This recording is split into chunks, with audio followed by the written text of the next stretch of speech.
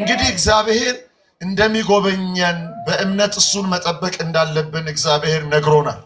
ክብር ለአምላካችን ይሁን። እኔ ምን መሰላችሁ ምነግራችሁ አሁን ለናንተም ለኔም ያለኝ መልእክት ማለት ነው። እሺ አሁን እግዚአብሔር እንደሚጎበኘን ተስፋ ሰጥቶናል አይደል እንዴ? ተስፋውን በእምነት ተቀብለናል። በእያንዳንዳችን ህይወት ውስጥ ጥያቄ አለ። አዎ ጥያቄ አለ። እኔም ጥያቄ አለ። እናንተም ጥያቄ አላችሁ። ግን እግዚአብሔር በጎበኘን ሰዓት እግዚአብሔር ጥያቄያችን በመለሰ ሰዓት ደግሞ የሚሆነውን ነገር እግዚአብሔር እነዛ ነገሮችን ሁሉ በእኛ ህይወት ለምንድን ነው የሚያደርገው? ጥያቄ በውስጣችን ተፈጥሮ በጥያቄያችን ማከል እሱን በእምነት ጠብቀን እግዚአብሔር ደግሞ በዘመን ፍጻሜ ሲጎበኘን ህይወታችንን ሲባርክ የሚባርክበት ዓላማ ለምንድን ነው? ካገኘን በኋላ ከተጎበኘን በኋላ ምንድነው ሐሳቡ? ያንን ነገር አብረን ለማየት እንሞክራለን። ክብር ለአምላካችን ይሁን። መጽሐፍ ቅዱስ ያዝን ሰዎች የቆላስያስ መጽሐፍ እኔ አጭር ደቂቃ ነው የምናገረው፣ እንጸልያለን። ከዛ የቆላስያስ መጽሐፍ ምዕራፍ 2 ከቁጥር 1 ጀምሮ ያለውን እስከ ቁጥር 5 ያለውን ሐሳብ አነባለሁ። እንዲህ ይላል። ስለናንተና በሎዶቅያ ስላሉት ፊቴንም በስጋ ስላላዩት ሁሉ እንዴት ያለ ትልቅ መጋደል እንዳለኝ ልታውቁ እወዳለሁና ልባቸው እንዲጽናና በፍቅርም ተባብረው በማስተዋል ወደሚገኝ ወደ መረዳት ባለጠግነት ሁሉ እንዲደርሱ የእግዚአብሔርን ምስጢር እርሱም ክርስቶስን እንዲያውቁ እጋደላለሁ። የተሰወረ የጥበብና የእውቀት መዝገብ ሁሉ በእርሱ ነውና ማንም በሚያባብል ቃል እንዳያስታችሁ ይህን እላለሁ። በስጋ ምንም እንኳ ብርቅ በመንፈስ ከእናንተ ጋር ነኝና ሥርዓታችሁንም በክርስቶስ ያለውን የእምነታችሁን ጽናት እያየሁ ደስ ይለኛል ይላል። ክብር ለአምላካችን ይሁን። ጸልያለን። እግዚአብሔር ሆይ ስለተናገርከን ስላጽናናህን እጅግ አድርገን እናመሰግናለን። አንተን በእምነት መጠበቅ እንዳለብን ጸሎታችንም አንተን እግዚአብሔርን በመፍራት በትህትና ስራህን በማሰብ እንድንጸልይ ስለመከርከን አቤቱ እግዚአብሔር ሆይ በሕይወታችን ዛሬ ያሉ መከራዎች እንደማያጠፉን ስላረጋገጥክልን ክብር ሁሉ ለስምህ ይሁን። አምላካችን ሆይ ጥያቄያችን በመለስክ ሰዓት በምድር ላይ መኖራችን ደግሞ ለምን እንደሆነ የሕይወታችንን ግልጽ ዓላማ እንድትነግረን ደግሞ ቅዱስ ቃልህን በዚህ ሰዓት እንድትባርክ እንጸልያለን። ክፉ ሁሉ በስምህ የተከለከለ ይሁን። ቃልህን ባርክልን። በክርስቶስ ኢየሱስ ጸለይን፣ አሜን። ከኔ ጋር ሁለት ክፍለ ጊዜያትን ስናሳልፍ አርብና ቅዳሜ ጠዋት፣ አርብ ማታና ቅዳሜ ጠዋት በአብዛኛው የተማርነው በኤፌሶን መጽሐፍ ላይ ያለን ሐሳብ ነው። ሰፊ ትምህርት እንደሆነ አውቃለሁ። ነገር ግን በመጀመሪያው ክፍላችን ውስጥ በክርስቶስ ኢየሱስ ስላገኘነው ስላለን ማንነት ለማየት ሞክረናል። ቀጥለን ደግሞ ከእግዚአብሔር ጋር ስንኖር በተለይ በክርስቶስ ኢየሱስ አምነን ወደ እግዚአብሔር ቤት ከመጣን በኋላ የልብ አይን መብራት ምን ያህል እንደሚያስፈልገን ተምረናል፣ ጸልየናል። ነገር ግን እግዚአብሔር ደግሞ ትላንት ከሰዓት ጀምሮ በፓስተር በኩል በሕይወታችን ላለ ጥያቄ እግዚአብሔር አምላክ መልስን ሰጥቶናል። ክብር ለአምላካችን ይሁን። እሺ ይህን እንዴት ብለን እንጠቅልለው? ይሄን ኮንፈረንስ እንዲህ ብለን እንጠቀልላለን። ጥያቄያችን ስንመለስ ስንጎበኝ በዚህ ምድር ላይ ስንኖር የእግዚአብሔር ዓላማ አንድ ነው፣ ክርስቶስን እንድናውቅ። ምን እንድናደርገው? ብንጎበኝ እግዚአብሔር ቢባርከን ጥያቄያችን ቢመልስ ይሄ ሁሉ ለምንድን ነው? እሱን ለማወቅ።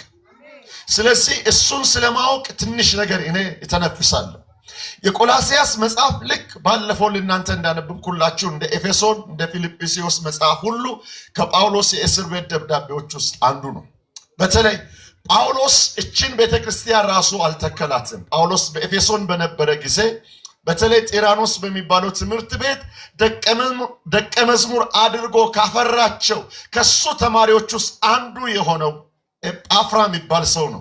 ከጳውሎስ የሰማውን ወንጌል በሱ ከተማረ በኋላ ወደ ሎዶቅያ ወደ ቆላስያስ ሄዶ ቤተክርስቲያንን ተከለ። ይሄ ሰው ሐዋርያ አይደለም። ከጌታ የሰማውን ወንጌል እሱም ሲፈውሰው እሱም ሲለውጠው በሌላ ቋንቋ ጥያቄውን ሲመልስለት ሄዶ ክርስቶስን ሰበከ። ክብር ለአምላካችን ይሁን። ማንን ሰበከ? ክርስቶስን ሰበከ። እግዚአብሔር የመጎብኘት ችግር የለበት፣ ታማኝ ነው እግዚአብሔር። ግን እግዚአብሔር ጥያቄህን ከመለሰ በኋላ የምትኖረው ኑሮ ነው ትልቁ ጥያቄ። ይፈውሳል እግዚአብሔር? አዎ፣ ያንን 9 ለምጻሞችን ፈውሷል። ግን ከተፈወሱ በኋላ የተመለሰው ስንቱ ነው? እሱና አሁን ዛሬ ማለት ነው ማጠቃለያው ይሄ ነው። ይሄ ህንፃ ያልቃል? አዎ ያልቃል፣ ምንም ጥርጥር የለውም። አሜን አትሉ? ያልቃል። አልቋል እኮ በእግዚአብሔር አልቋል። እኛን የምንሰራው እንጂ በእግዚአብሔር ጋር ዲዛይኑ ሲወጣ አልቋል። ክብር ለጌታ ይሁን። ግን ካለቀ በኋላ ለምን እሱን ነው የምንመልሰው? ስለዚህ ይሄውላችሁ ኤጳፍራ ከሄደ በኋላ ቤተ ክርስቲያንን በቆላስይስ ተከለ። እሱ የተከላት ቤተ ክርስቲያን ደግሞ በሱ ልክ ነች። የእውቀት የአቅም እጥረት ስለነበረበት በሱ ጥረት በተተከለች ቤተ ክርስቲያን ውስጥ የሐሰት ትምህርት ተነሳ።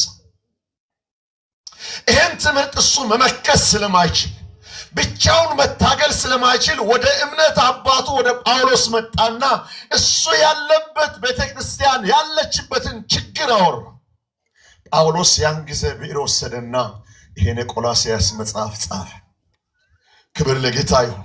አይናቸውን አይቶ አያውቅም፣ ሰብኳቸው አያውቅም፣ ጸልዮላቸው ይጸልይላቸዋል በዚህ መጽሐፍ ላይ ግን በአካል ተገኝቶ ሰብኳቸው አያውቅም።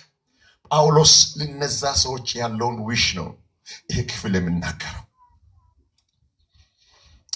ይኸውላችሁ ይሄ መጽሐፍ የቆላስይስ መጽሐፍ ልዩ ባህሪ ያለው ልክ የፊልጵስዩስ መጽሐፍ ስናጠና የደስታ መጽሐፍ ብለን እንለዋለን። ምክንያቱም ከ19 ጊዜ በላይ እስከ 19 ጊዜ ደስ በላችሁ ደስ ይለኛል እያለ ስለጠቀሰ በአብዛኛው የደስታ መልእክት ተብሎ ይታወቃል። ይሄ የቆላስይስ መጽሐፍ ግን የመጋደል መጽሐፍ ነው። ጳውሎስ እሱም ሌሎችም ሊያደርጉ ስለሚገባው መጋደል የጻፈው መጽሐፍ ስለሆነ የተጋድሎ መጽሐፍ ተብሎ ይታወቃል። ለምንድን ነው ግን የሚጋደለው? ለምንድን ነው አቅሙና ጉልበቱን የሚፈጀው? ይሄ ክፍል ያን ይነግረናል። ይኸውላችሁ እግዚአብሔር በእኛ ህይወት ውስጥ የሚያደርገው ነገር ሁሉ ዓላማው አንድ ነው። እሱ እንድናቀው ነው። 80 90 ዓመት 100 ዓመት ቢያኖረን እግዚአብሔር እሱ እንድናቀው። ለምን መሰላችሁ? የዚህ የእውቀት ጉለት የሰው ልጅ ስላለበት አይደለም። የሰው ፍጥረት ሁሉ እኔ ብዙ ቦታ ያለው ይሄን እስም ደግሜ እናገራለሁ። አይደለም እኛ እዚህ ምድር ላይ ያለን እንቅርና መላእክት እንኳን የእውቀት እጥረት አለባቸው። አያውቁትም እግዚአብሔርን በእግዚአብሔርነቱ ልክ አያውቁትም። አብረውት ይሄን ሁሉ ዘመን እየኖሩ እያመለኩት ድፍት ብሎ ቀና ስሉ እሱ አዲስ። አሜን አትሉ? ይኸውላችሁ አብረው አጠገቡ ያሉት እንኳን አያውቁት። እኛ በስንት ርቀት ላይ ያለንን ደግሞስ ትንሽ መንፈስ ቅዱስ ከፈት ሲያደርግልን ቃሉ ከፈት ሲያደርግልን ነው የምናውቀው። ስለዚህ እግዚአብሔር እዚህ ምድር ላይ ያለንን መኖር እሱን ለማወቅ ይባርክልን። ቢጎበኘን ቢዳስሰን ከመሬት ቢያነሳን ጥያቄያችንን ቢመልስ እሱን ለማወቅ ያርግልን። ማንን ለማወቅ? እግዚአብሔርን ለማወቅ። ስለዚህ ጳውሎስ እንዲህ አለ። እቺ ቤተክርስቲያን በውስጧ ውስጥ የተነሳው ትምህርት 3 አይነት ትምህርት ነው። አንደኛው የኒዮስቲሳውያን ትምህርት ነው። ሁለተኛው ትምህርት የይሁዲ እምነት ትምህርት ነው። ሶስተኛው የብትሁና ትምህርት ነው። ወይንም ይሄ የገዳም ኑሮ ስጋን በመጨቆን ጽድቅ ይገኛል የሚል ትምህርት ነው። የመላእክት አምልኮ ያለበት ትምህርት ነው። በአጭር ቋንቋ በቆላስይስ ቤተክርስቲያን ውስጥ ያለው ትልቁ ችግር ክርስቶስ ኢየሱስን ማን እንደሆነ ያለማወቅ ችግር ነው።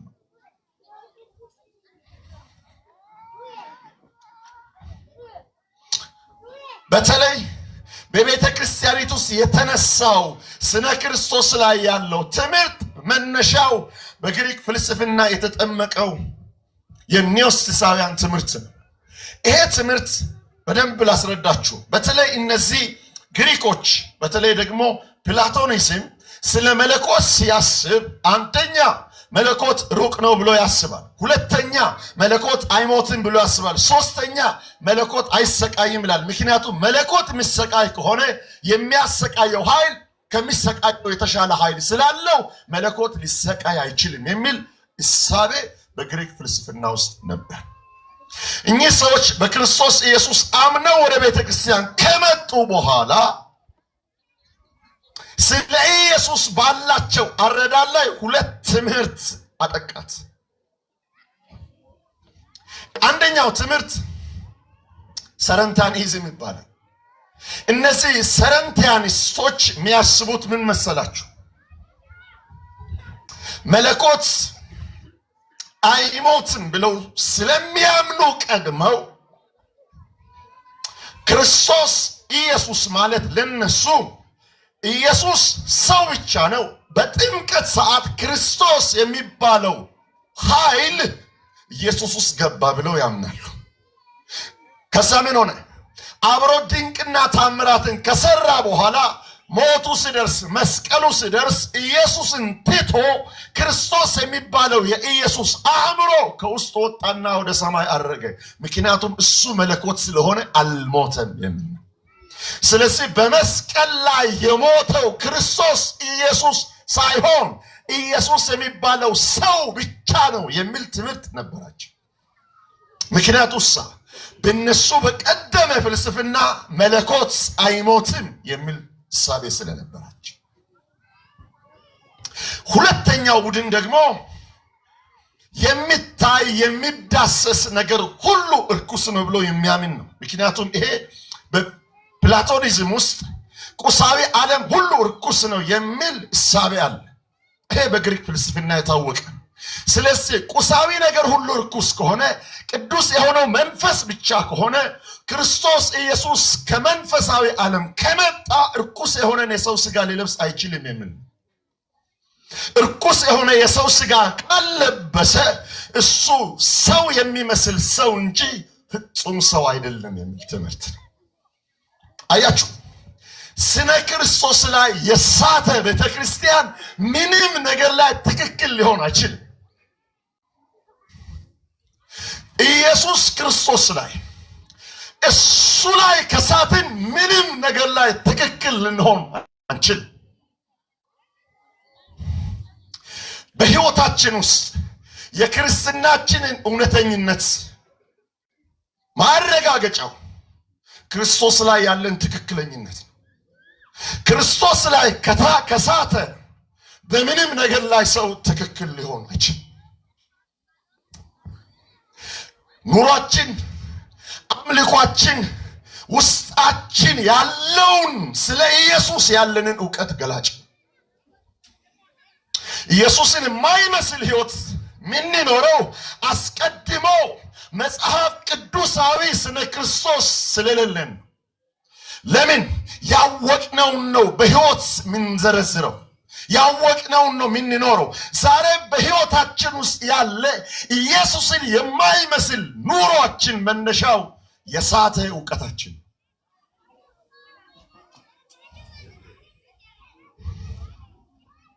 ስለዚህ ጳውሎስ ተረዳ። በዛሽ ቤተክርስቲያን ያለው ችግር፣ የቅድስና ችግር፣ መላእክት ለማምለክ የሚያደርጉት ችግር፣ ሕግ በመጠበቅ ለመዳን የሚያደርጉት ችግር መነሻው ማንን ባለማወቅ ነው? ክርስቶስን ባለማወቅ ነው። ስለዚህ ብዕሩን አነሳና እንደዚህ አለ፣ ስለ እናንተ ፊቴንም ስላላዩት በሎዶቅያ ስላሉት እናንተም ቆላስያስን ጨምሮ እንዴት አይነት ትልቅ መጋደል እንዳለኝ ታውቁ ዘንድ እወዳለሁ። እጋደላለሁ። ለምን? የእግዚአብሔርን ምስጢር ማንን? የእግዚአብሔርን ምስጢር በሉ። የእግዚአብሔርን ምስጢር እሱም ክርስቶስ ኢየሱስን እንድታውቋል። አያውቁትም እንዴ? የጻፈው እኮ ለአሕዛብ አይደለም። የጻፈው ለማያምኑ ሰዎች አይደለም። ምናልባት በቤተ ክርስቲያን መጥተው የተለያየ መንፈሳዊ ስርዓት ለሚፈጽሙ ሰዎች ነው። መጽሐፍ ቅዱሳዊ ስነ ክርስቶስ ስለሌላቸው እቺ ቤተ ክርስቲያን ሐዋርያዊ ትምህርት ስለሚጎላት በኤጳፍራ እጅ የተተከለች ገና ሳጠነክር የሐሰት ትምህርት ስለገረፋት ጳውሎስ ልታደጋት ኢየሱስን ጻፈላቸው። ክብር ለአምላካችን ለእግዚአብሔር ይሁን። ወገኖቼ እግዚአብሔር ኢየሱስን ይግለጥልን። እግዚአብሔር ኢየሱስን ደግሞ ደጋግሞ ይግለጥልን። ለምን መሰላችሁ? ታስታውሳላችሁ? ደቀ መዛሙርትን እንደዚህ ያሉ ዮሐንስ ይጽፍልን የግሪክ ሰዎች ወደ ፊልጶስ መጡና እንዲህ አሉት፣ እኛ የናዝሬቱ ኢየሱስን እናየው ዘንድ እንፈልጋለን። ፍላጎታችን ማን ነው? ማን ነው ፍላጎታችን? በቃ አንድ ነገር ነው ያለን ጥያቄ። አስቡኝ፣ ሰዎች የሰለጠኑ ናቸው። ግሪክ ማለት በወቅቱ እጅግ ስልጡን ህዝብ ነው። ዓለምን ዶሚኔት የሚያደርግ ቋንቋ ያለው ነው። ዓለምን የሚገዛ ፍልስፍና ያለው ነው። አላረፈበትም በፍልስፍናው፣ አላረፈበትም በእውቀቱ፣ አላረፈበትም በሀገረ መንግስቱ። ስለዚህ የነፍሳቸው ረሃብ በምን እንደሚመለስ ስላወቁ መጡና እንዲህ አሉት፣ ኢየሱስን ማየት እንፈልጋለን አሉት። ማንን ማየት ነው እንፈልግ? ኢየሱስን ማየት ነው እንፈልግ። መንፈስ ቅዱስ በህይወታችን አክቲቭሊ ሲሰራ የሚገልጥልን ኢየሱስን። ማንን ያሳየናል? ኢየሱስን ያሳየናል። የእግዚአብሔር መንፈስ በህይወታችን ውስጥ ሲመጣ ትልቁ ስራ ይሄ ነው። በነገራችን ላይ ጥያቄ አለን አይደል? ጥያቄ እንዳለን እናውቃለን። አሁን ተምረናል። በነገራችን ላይ ጥያቄያችን ባይመለስ እንኳን ኢየሱስን ስናይ ጥያቄያችን ረሳል። አሜን አትሉ? አታስታውሱም? ያን የእግዚአብሔር ጀግና ዮሐንስ ፊጥሞ ደሴት ላይ ተጥሎ እኮ ነው ያለው። በነገራችን ላይ ፊጥሞ ደሴት ሄደው ለመዝናናት አይደለም፣ እንዲሞት ነው።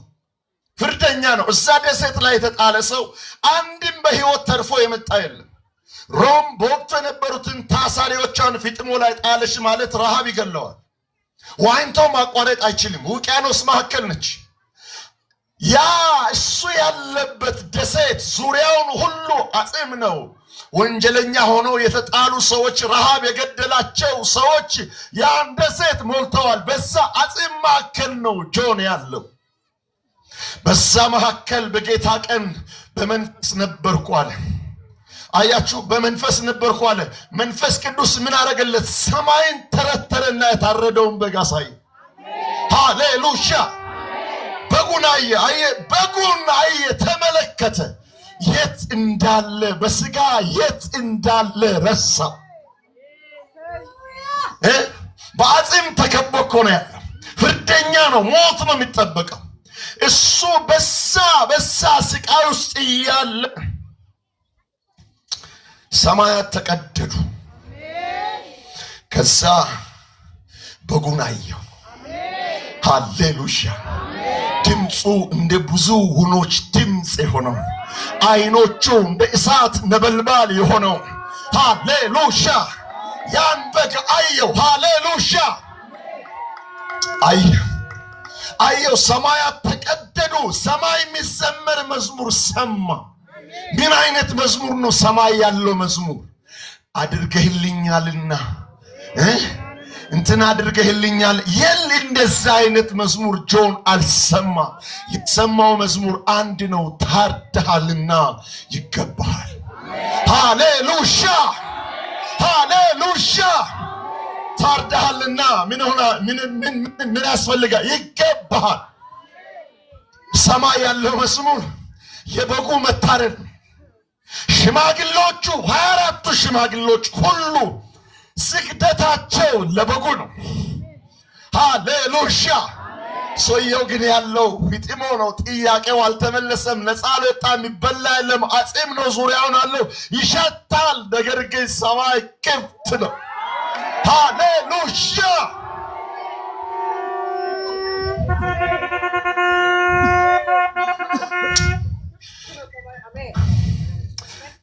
የእንጀራ ጥያቄ ኖሮን ሆዳችን ጠግቦ ኢየሱስ ከሚሰወርብን የተራብን ኢየሱስን ምናይበትን መንፈስ ጌታ ይስጠን።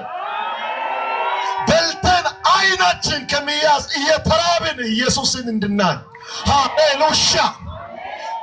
ድነን ጤናማ ሆነን በጤናችን እግዚአብሔርን ከምንበድል በህመም ውስጥ ሆነን ኢየሱስን ምናይበት ሰማይ ሃሌሉያ ይከፈትልን፣ ይከፈትላችሁ። ሃሌሉያ።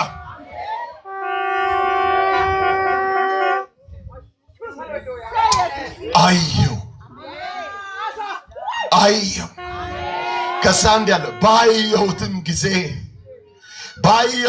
ጊዜ እንዲያልኩ አይልም። እንዴት ጣልከኝ፣ እንዴት ፊጥም ወረወርከኝ፣ እንዴት አጽም መካከል አስቀመጥከኝ፣ እንዴት አገልግዬ ረሳኸኝ። የለም ባየሁትም ጊዜ እንደ ሞተ ሰው ሆንኩ። ሃሌሉያ። መጣና ዳሰሰው፣ ነካው።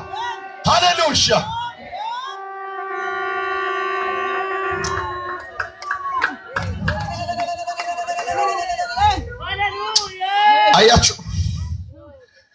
አያችሁ እግዚአብሔር የነፍሳችን ትልቁ ጥያቄ አሁን የጎደልን ነገር አይደለም፣ ኢየሱስ ነው፣ ፊቱ ነው፣ መንፈሱ ነው።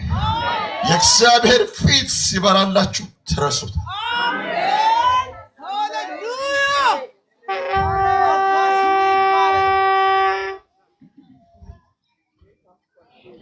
ስለዚህ ጳውሎስ እንዲህ አለ፣ እጋደላለሁ ክርስቶስን እንድታቁ። እስቲ ጳውሎስ እጋደላለሁ የሚለው የተኛውን ኢየሱስን እንዲያቁት። ሰረንታኒስቶች የሚሉትን ከስቅለቱ በፊት ያረገ ኢየሱስ የሚባለውን ሰው ለመስቀል ትቶ የሄደ እንደዛ አይነት ነው የኛ ኢየሱስ? ወይስ ደግሞ ሰው የሚመስል ሰው ያይደለ ሰው? እነዚህ ይኸውላችሁ ይህን ትምህርት የጠጡ ሰዎች ኢየሱስ በስጋ እንደመጣ ማታመን መንፈስ ሁሉ እቺ የክርስቶስ ተቃዋሚ ናት እንዳለ ጳውሎስ። የኢየሱስ ክርስቶስ በስጋ መገለጥ ያን ማመን ለመዳናችን ብቻ ሳይሆን ከዳን በኋላ እግዚአብሔር በስጋችን ላይ ያለውን ዘላለማዊ ዕቅድ እንድንረዳ ያደርገናል። እሱ በስጋ ከመጣ የመጣው ለነፍሳችን ብቻ ሳይሆን ለስጋችንም ነው። ስለዚህ በስጋችን የፈለግነውን ነገር ልናደርግ አንችልም። ዋጋ ተገዝታችኋልና የራሳችሁ አይደላችሁም። ስለዚህ በስጋችሁ ማንን አክብሩት? ክርስቶስን አክብሩት። ስለ ስጋ ይገደዋል። ስጋ ላይ የፈቀድነውን ልናደርግ አንችልም። ስለዚህ እንዲህ አለ፣ እኔ እንድታቁ። ጳውሎስ አያችሁ ብዕር ይዝና እነሱ እንዲያቁት የፈለጉትን ኢየሱስን ይስልላቸዋል። ብዙ ቦታ የጳውሎስ ስግል ይሄ ነው። የገላትያ ቤተክርስቲያንም ተሰብኮላት ከጥቂት ጊዜ በኋላ የተሰወረባት ይሄ ነው። ለሳ ነው በአይናችሁ ፊት ክርስቶስ ኢየሱስ ዳግም እስክሳል ድረስ ስለናንተ ምን ይዞኛል? ሚጥ ይዞኛል አለ። አምነው ድነው ቤቱ ከመጡ በኋላ በመንፈስ የጀመሩትን ጉዞ በስጋ በጸጋ የጀመሩትን ጉዞ በሕግ ለማድረግ ሲታገሉ እንዲህ አላቸው፣ ስለናንተ በእውነት ምን ይዞኛል? ማንን እንድታቁ? ክርስቶስን እንድታቁ። ለምን መሰላችሁ? ልክ ጳውሎስ በነበረበት ሰዓት ክርስቶስን ሲሰብክላቸው ልክ ከሩቅ ቦታ እንደሚታይ ማስታወቂያ ነው። ቦግ ያለ ገና አዲስ የተለጠፈ ማስታወቂያ። ነገር ግን ከጊዜ በኋላ ያ ፀሐይና ዝናብ ሲፈራረቅበት ያ ማስታወቂያ ቀለሙን እየለቀቀ እንደሚሄድ ክርስቶስ ኢየሱስ ከገላትያ ቤተክርስቲያን እየደበዘዘ ስለሄደ ጳውሎስ እንዲህ አለ፣ ዳግም መሳል ፈልጋለሁ አለ። ደምቆ ኢየሱስ በእናንተ እስኪታይ ድረስ። የተኛውን ኢየሱስ ትንሽ ነገር ልበልና ልጨርስ። የተኛውን ኢየሱስ እንዲያውቁ ነው የሚጋደለው ጳውሎስ። ምዕራፍ 1 ቁጥር 15 እንዲህ ይላል፣ እርሱ የማይታይ አምላክ ምሳሌ ነው፣ የሚታዩትና የማይታዩት ዙፋናት ቢሆኑ ወይንም ጌትነት ወይንም አለቅነት ወይንም ስልጣናት በሰማይና በምድር ያሉት ሁሉ በሱ ተፈጥረዋልና ከፍጥረት ሁሉ በፊት በኩር ነው። ሁሉ በእርሱ ለእርሱ ተፈጥሯልና እርሱ ከሁሉ በፊት ነው። ሁሉም በእርሱ ተጋጥሟል። እርሱም የአካሉ ማለት የቤተ ክርስቲያን ራስ ነው። አሜን። እርሱ በሁሉ ፊተኛ ይሆን ዘንድ መጀመሪያ ከሙታን በኩር ነው። እግዚአብሔር ሙላቱን ሁሉ በእርሱ እንዲኖር በእርሱ በኩል በመስቀሉ ደም ሰላምን አድርጎ በምድር ወይንም በሰማይ ያሉትን ሁሉ ለራሱ እንዲያስታርቅ ፈቅዷልና ይላል ጳውሎስ። የቆላስያስ ቤተክርስቲያን እንድታቀው የፈለገው ክርስቶስ ከግሪክ ፍልስፍና ውስጥ የበቀለ ሰው ሰራሽ ስነ ክርስቶሳዊ ትምህርት ሳይሆን መንፈስ ቅዱስ የገለጠው ኢየሱስን በማንነቱ ልክ ሊያሳይ የሚችል መጽሐፍ ቅዱሳዊ ስነ ክርስቶስ ነው። መጽሐፍ ቅዱሳዊ ስነ ክርስቶስ መጽሐፍ ቅዱሳዊ ለሆነ ኑሮ መሰረት ስለሆነ ያልገባን ያላየነው ያልተገለጠልንን ኢየሱስ በኑሯችን ልናሳየው አንችልም። ኑሯችን ውስጣችን ያለውን ስነ ክርስቶሳዊ ዕውቀት ልኩን ያሳያል። ልኬታችን ያ ነው። የምንኖረው ኑሮ ያወቅነውን ያህል ነው፣ የተረዳነውን ያህል ነው የምንኖረው። ያላወቅነውን መኖር አንችልም። ስለዚህ ጳውሎስ እንዲህ አለ፣ እኔ የሚጋደለው አለ እንድታቁት የሚፈልገው ክርስቶስ አንደኛ እርሱ የማይታይ አምላክ ምሳሌ ነው አለ። ማን ነው? ክርስቶስ። እሱ የማይታይ አምላክ ምሳሌ ነው። ዮሐንስ ጽፍ እንዲህ አለ 1:18 ላይ እግዚአብሔርን ከቶ ማንም አላየው፣ በእቅፉ ያለው በእቅፉ የነበረው ከእቅፉ የመጣው አንድያ ልጁ እሱን ተረከው። ማንም እግዚአብሔርን በአይኑ አላየው። ሙሴም ጠይቆ ነበር፣ የክብርህን አሳየኝ ጥያቄ ጠይቆ ነበር። አችልም አለው። እኔ እግዚአብሔር እንዲህ ያለው እኔ ላሳይ ይችላልው፣ ግን እንድትኖር ፈልጋለሁ። ካየህ በህይወት ልትኖር አችልም፣ ዱቄት ነው የምትሆነው አለ። ስለዚህ ትንሽ ደበቅ አድርጌ ያሳይሃለሁ። ሃሌሉያ። አሁን አያችሁ አንዳንድ ጊዜ ማለት ነው አንዳንድ ጊዜ ፀሐይን እንደዚህ ቀና ብለን በሙሉ አይናችን ማየት አንችልም። የተለየ ቴክኖሎጂ አይናችን ላይ ካላስቀመጥን ወዲያው ነው ጨረሩ የሚወጋን። ነገር ግን እንደኔ ፎቶ ሶላር የምትጠቀሙ ያን መነጽር አይናችን ላይ ስናረግ ፀሐይን ቀና ብለን ማየት እንችላለን። እግዚአብሔርን ማየት ሰው አይችልም። ኃጢ ሰው እግዚአብሔርን ማየት አይችልም። እግዚአብሔርን የምናየው በክርስቶስ ኢየሱስ ብቻ።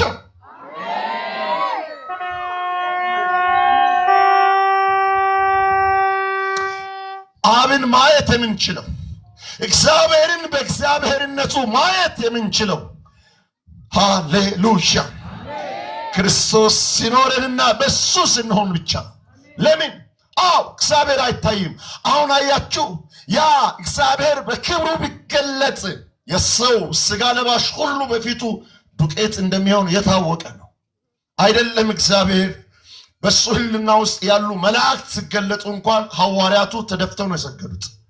እግዚአብሔር ከተገለጠ አይቻልም። እግዚአብሔር ግን በስጋ መጣ። አሜን አትሉ? በስጋ መጣ እንድናየው። ለዚህ ነው ዮሐንስ ሲጽፍ ሕይወት ተገለጠ። እኛም ምን አድርገናል?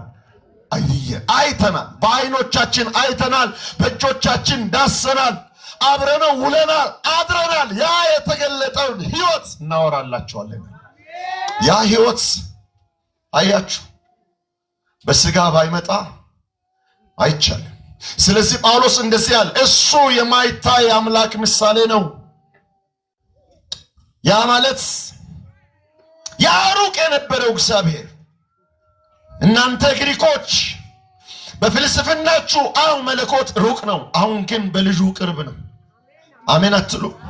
አሁንም ሩቅ እንደሆነ አይደለም ያለው።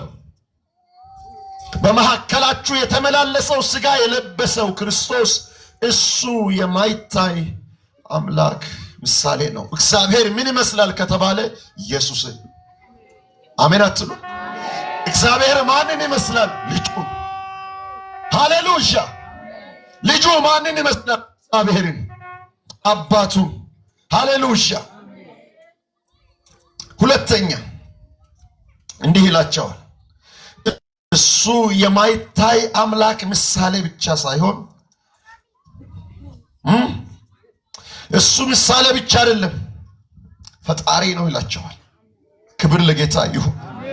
አያችሁ፣ ኢየሱስን በዚህ ልክ መረዳት፣ ኢየሱስን እንደ እግዚአብሔርነቱ መረዳት እሱን ለመፍራት ቁልፍ ነገር ነው። ኢየሱስን በዚህ ልክ አለመረዳት እንደ ቆሎ ጓደኛ እንድንጠራው ለሱ የሚገባ ፍርሃት ከህይወታችን እንዲርቅ ያደርጋል። በህይወታችን ዛሬ በአንደበታችን እንደ ርካሽ ነገር የምናነሳው ኢየሱስን በዚህ ቦታ ላይ እንዲህ ነው የሚለው ስለ ኢየሱስ ሲናገር የሚታዩ የማይታዩ ዙፋናት ወይንም ጌትነት ወይንም አለቅነት ስልጣናት በሰማይ በምድር ያሉት ሁሉ በማን ተፈጥረዋል?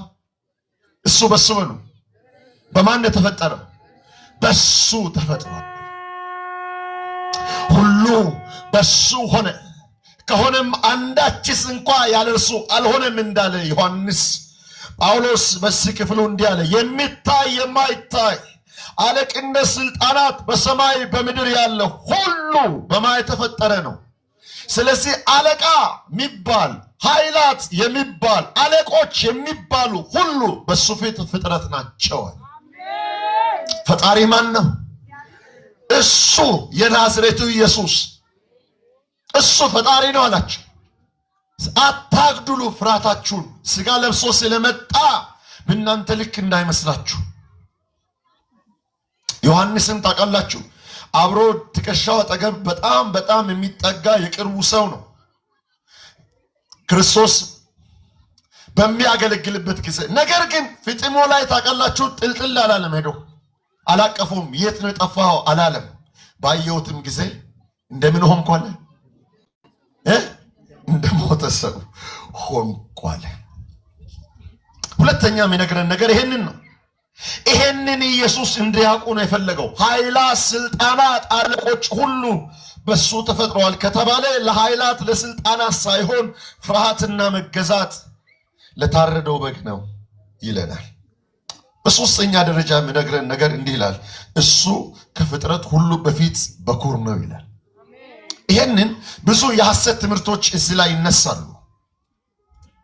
በቤተ ክርስቲያን ታሪክ ውስጥ ይሄን ጥቅስ አግባብ ባይደሉ ከተረዱ ሰዎች ውስጥ አንዱ የአሌክሳንድሪያው አርየስ ነው። አርየስ እሱ ከፍጥረት ሁሉ በኩር ነው የሚለውን ስነ ቃል እንዲህ ብሎ ተረዳው፣ እሱ ያልነበረበት ጊዜ አለ ብሎ ተረዳ። There was a time when Jesus was not. እሱ ያልነበረበት ጊዜ አለ።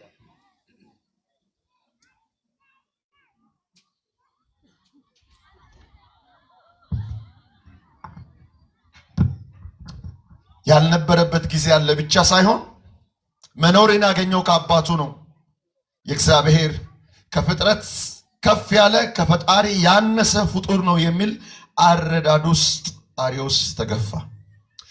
ነገር ግን ቅዱስ ቃሉ የሚነግረን እሱ ከፍጥረት ሁሉ በኩር ነው ሲል ያልነበረበት ጊዜ አለ ለማለትም ሳይሆን ከአባት ያነሰ ከፍጥረት ከፍ ያለ ፍጡር ነው ለማለት ሳይሆን እሱ ከፍጥረት ሁሉ በኩር ነው ሲል እሱ አልፋ ነው ማለት ነው።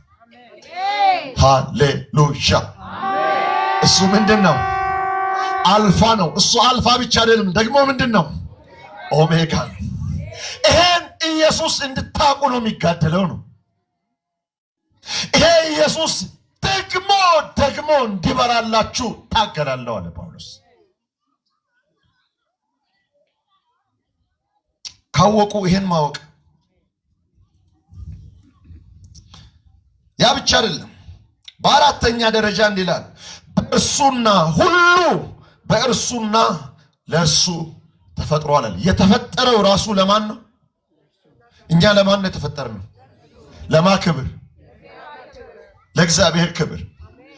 ይኸውላችሁ የሚናየው በሰማይ በምድር ያሉት ኃይላት፣ ስልጣናት፣ አለቆች ሁሉ የሚናየው ቁሳዊም የማናየው መንፈሳዊ ዓለም ሁሉ በክርስቶስ ብቻ ሳይሆን የተፈጠረው ለሱ ነው የተፈጠረው፣ ለመላእክት አይደለም።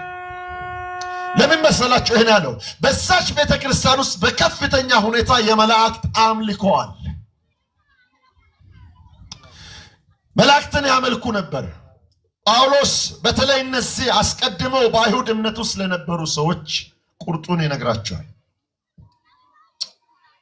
የአምልኮተ መላእክትን እሳቤ ከጭንቅላታቸው ሲያወጣ እንዲህ አለ። አንደኛ እናንተ እንሰግዳለን የምትሏቸው እነዚህ መላእክት ሁሉ መኖርን ያገኙት በሱ ነው። ቅዱስ ገብርኤልን ቅዱስ ሚካኤልን ያውቃሉ ስለሚል ማለት ነው። ቅዱስ ካለ ቅዱስ ብለን እንጠራለን። አሜን አትሉ? አዎ እነሱም ኩሩቤልም ሱራፌልም እነሱ ሁሉ በሱ ተፈጥረዋል ይላል። በሱ መፈጠር ብቻ አይደለም፣ ለማ ተፈጥረዋል ይላል፣ ለሱ ተፈጥረዋል ይላል።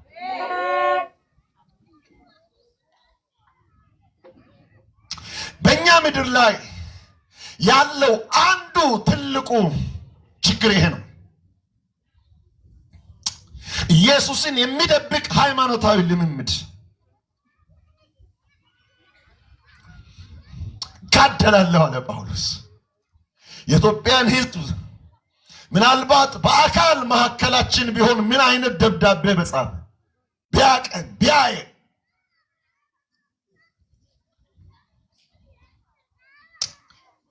እግዚአብሔር የፈጠራቸው መላእክት በእግዚአብሔር ልክ ክብርና ውዳሴ ሲወስዱ እንደማየት የሚያሳምም ነገር የለም። እዛ ቤት እንደዛ ይሁን እንጂ በእኛ ቤት ደግሞ ከእግዚአብሔር ባላነሰ መልኩ አምልኮ የሚቀበሉ የሚሰገድላቸው ይሄ እግዚአብሔር በጣም የቅርቡ የሆኑ እግዚአብሔርን የሚያማክሩ የሚመስሉ እግዚአብሔር ራሱ ምክርን ከነሱ የሚቀበል የሚመስሉ አገልጋዮች የፈሉበት ጊዜ ነው።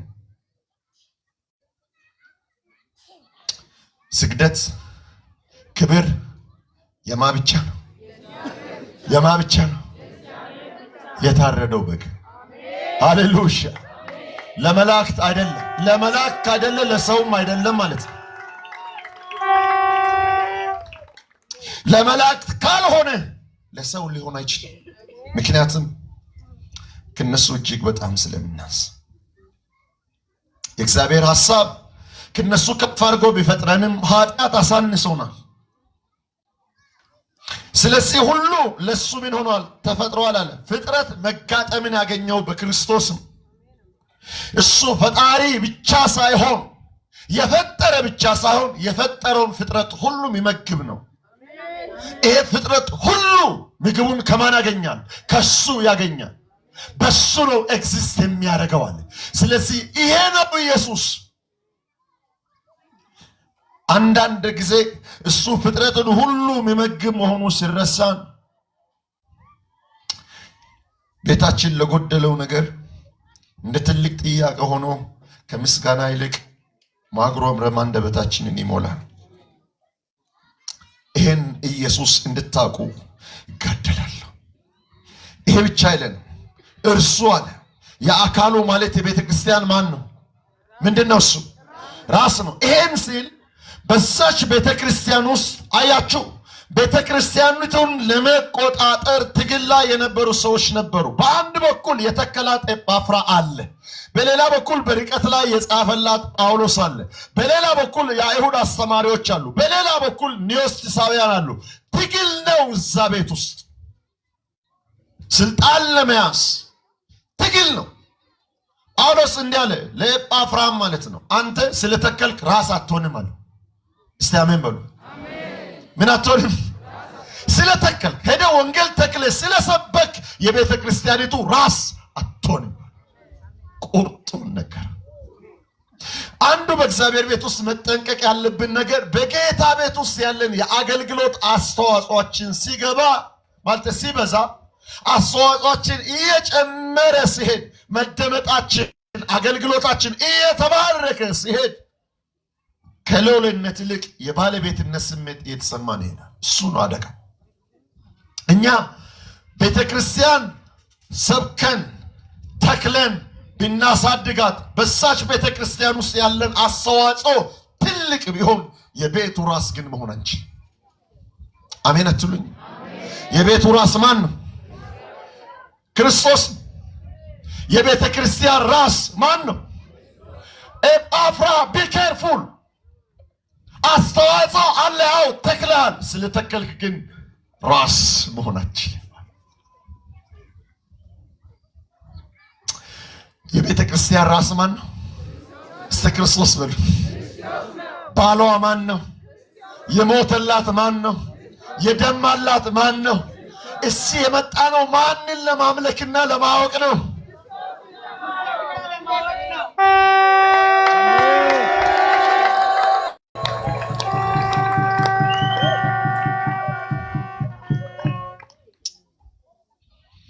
ይሄን ብሎ ብቻ ያቆመ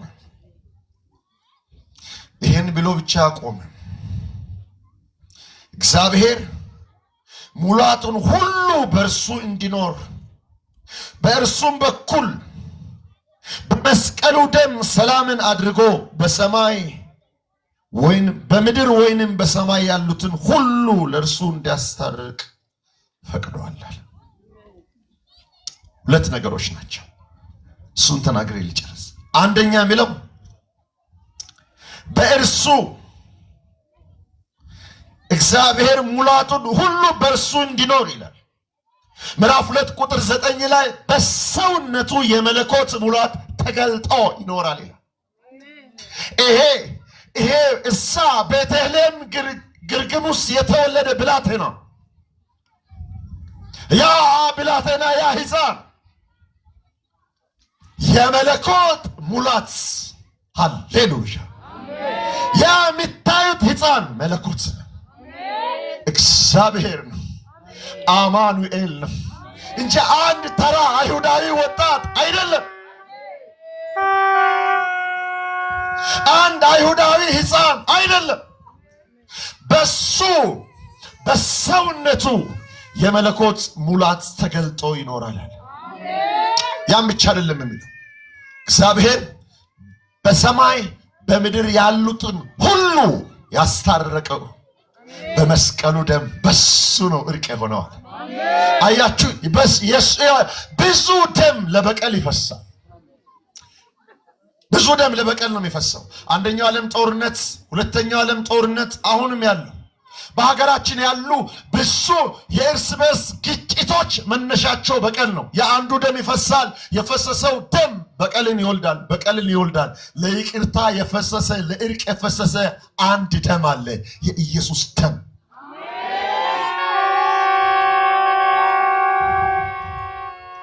በዓለም ላይ የፈሰሱ ደሞች ሁሉ የበቀል ናቸው፣ የጥላቻ ናቸው። ለእርቅ የፈሰሰ አንድ ደም አለ።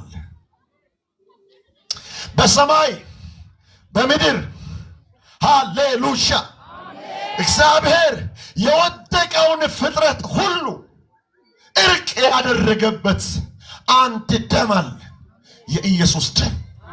ስለዚህ ይህንን ክርስቶስ እንድታቁ ምን ያደርጋለሁ? ሲጋደላለሁ ጋደላለሁ። ወገኖች፣ እዚህ ያለን ሰዎች ኢየሱስን ማወቅ ማለት ስለሱ ትልቅ መጽሐፍ ማንበብ አይደለም። ስለ ክርስቶስ ላይ መከራከር አይደለም። ስለ ኢየሱስ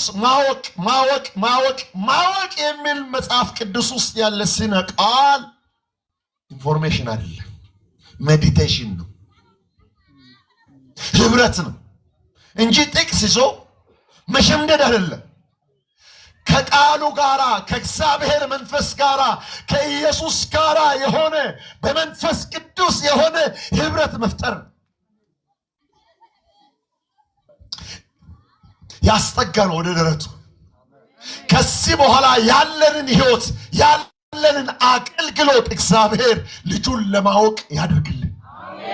የተኛው ልጅ ይሄ የማይታይ አምላክ ምሳሌ የሆነው ፍጥረት ሁሉ በሱ የተፈጠረው ከፍጥረት ሁሉ በፊት አልፋ የሆነው ሁሉ ለሱ የተፈጠረው ሃሌሉያ በሰማይና በምድር ለእርቅ የፈሰሰ አንድ ደም የኢየሱስ ደም ይሄውላችሁ ይሄን ደም በቃል ደረጃ ሳይሆን በዚህ ደም የተነካ ህይወት እግዚአብሔር ይስጣችሁ። ደሙ የነካው ህይወት ደሙ የነካው ህብረት ሃሌሉያ ያ ነው። ይሄን ለማረክ እኛም ለማወቅ ስንኖርም ለማሳወቅ ማንን እኛ ራሳችን ልክ መጥምቁ ዮሐንስ እንዳለው ማለት ነው። ሮጡና ደቀ መዛሙርቱ እንዲያሉት አንተ ያጠመቀው ሰው የዛ ማዶ በዮርዳኖስ ማዶ አንተ ያጠመቀው በአንተ እጅ የተጠመቀው ያ አሁን ያጠምቃል ሰው ይከተሉታል አሉ። እንዲህ አለ ዮሐንስ። ታዲያ እኔ መጀመሪያ ያሰበኩት ምን ብያችሁ? እኔ እኮ ያልኩት እሱ አይደለሁም ነው። አሜን አትሉ? እኔ የሰበኳችሁ እሱ አይደለሁም ብዬ ነው። እኔ የሰበኩት እሱን ነው። ይሄው የእግዚአብሔር ልጅ ያልኩት እሱን ነው። ራሴን ብያቸዋለሁ። እኔ መጥተው ጠየቁት፣ አንተ ኤልያስ ነህ? አይደለሁም። አንተ ክርስቶስ ነህ? አይደለሁም። አንተ ነቢዩ ነህ? አይደለሁም። ታዲያ ምንድን ነህ? ድምፅ ነህ።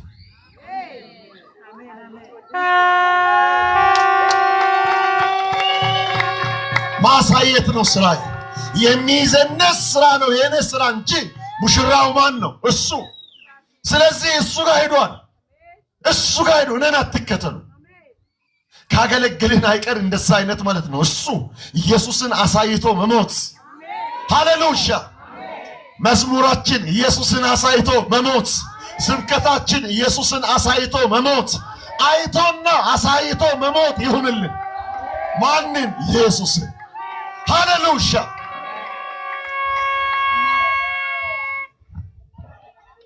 ቆመን እንጸልያለን። ሃሌሉያ። መንፈሱ በዚህ አለ፣ ጸጋው በዚህ አለ። ሃሌሉያ። እግዚአብሔር ኢየሱስን ይገልጥልናል። ሃሌሉያ። ከችግራችን በላይ እንደ ዮሐንስ ምናልባት ዙሪያችንን ብዙ ነገር ከቦን ብቻችንን ሞትን እየጠበቅን ላለን ሰዎች ፍርዳችን ሳይቀደድ ሰማይ ተቀዶ ኢየሱስን እናያለን። ሃሌሉያ ሃሌሉያ ሃሌሉያ። ጌታ ሆይ እናመሰግንሃለን። መንፈስ ቅዱስ ሆይ እናመሰግንሃለን፣ እናመሰግንሃለን፣ እናመሰግንሃለን፣ እናመሰግንሃለን። ዛሬ ጸልያለሁ በጌታ በኢየሱስ ክርስቶስ ስም። በብዙ ጥያቄ ውስጥ እንዳለን ታውቃለህ። በጥያቄ ውስጥ ለምን እንዳለንም ነግረህናል። ጸልያለሁ እግዚአብሔር ሆይ፣ እግዚአብሔር ሆይ ዛሬ ልክ ዮሐንስን በፊጥሞ እንደዳሰስከው በዛ በተከበበ በሞት ሰፈር ሰማይን ቀደ ኢየሱስን እንዳሳየኸው እለምንሃለሁ። በችግሮቻችን መካከል እንኳን ሰማይን ቀደ ኢየሱስን አሳየ። ለዚህ ትውልድ ጸልያለሁ። አዎ እንደ ሀገር ብዙ ችግር አለብን። የሰላም እጦት ችግር አለ፣ የኑሮ ውድነት አለ፣ ጉስቁልና ረሃቡ አለ፣ ስራ ማጣቱ አለ። የሀገሬ ወጣት በእንደዚህ አይነት ተስፋ መቁረጥ ውስጥ አለ። እባክህን እግዚአብሔር ሆይ ራስህን ግለጥለት። ይቀሩ ሰማይ ባንጻሩ ይከፈትለት። ኢየሱስን ይህ ሃሌሉያ ከችግሩ በላይ ወደ ስግደት የሚያመጣ ወደ አምልኮ የሚያመጣ ሰማያዊ መገለጥ በፊቱ የተተረተረ ይሁን። ሃሌሉያ። የልብ አይኑ ተከፍቶ አዳኙን ኢየሱስን እንዲያይ ጸልያለሁ።